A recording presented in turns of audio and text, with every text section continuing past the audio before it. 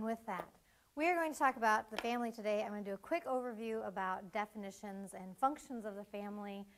All of this will fit together with the video that you saw, the article that you read, and then you have a handout that, keep that out, and we'll get to that in a little bit.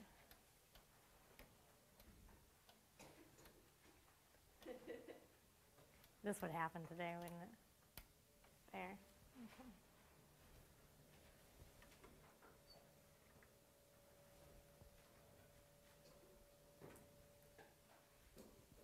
You did a really good job on your discussion questions, so I'm hoping that you will discuss today and ask questions that you have.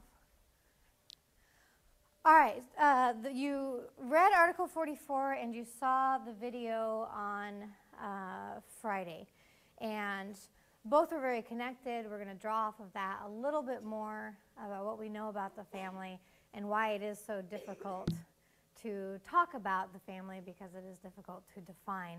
I have, as you see here, we'll kind of go through the meaning of the family at the bottom. There is the best we can do with regard to defining what a family is because of the changes that have taken place over time.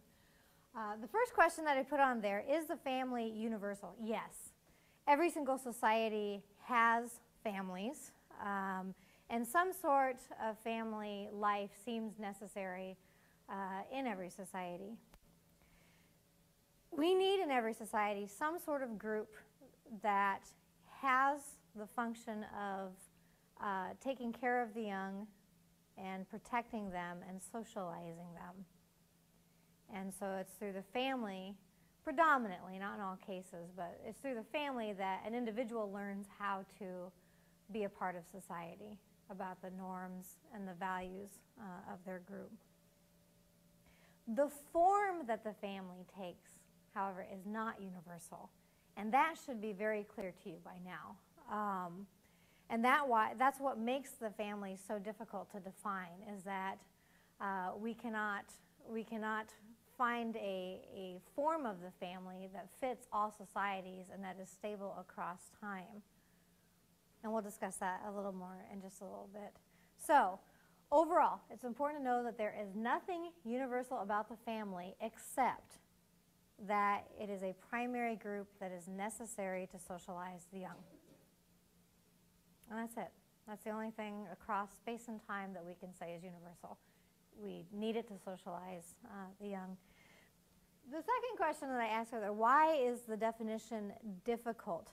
Because the answer to that is people have very strong emotions and opinions about what a family should be, and that no one definition can satisfy everyone that we ask. And so it's a very emotional topic, and so there's a strong tendency for us to define the family in terms of what we think it should be rather than what it actually is. Now remember, one of the things that we've learned about sociology all through the semester, we are concerned about what is, not about what should be.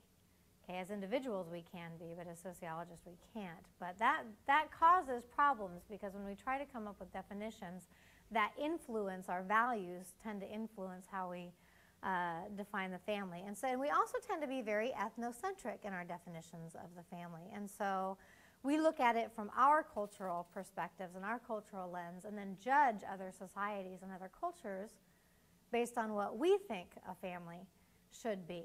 And so as we look around the world and at families that are very different from our own, then we tend to, well, that's not right, that's dysfunctional, and put our values on them. And so you have to look, when we define the family, we have to look beyond those biases. And our part of that is political, part of that is religious, but we cannot keep focusing on what we think should be. Number 3, for the family is a primary group in a household. And so when we are looking at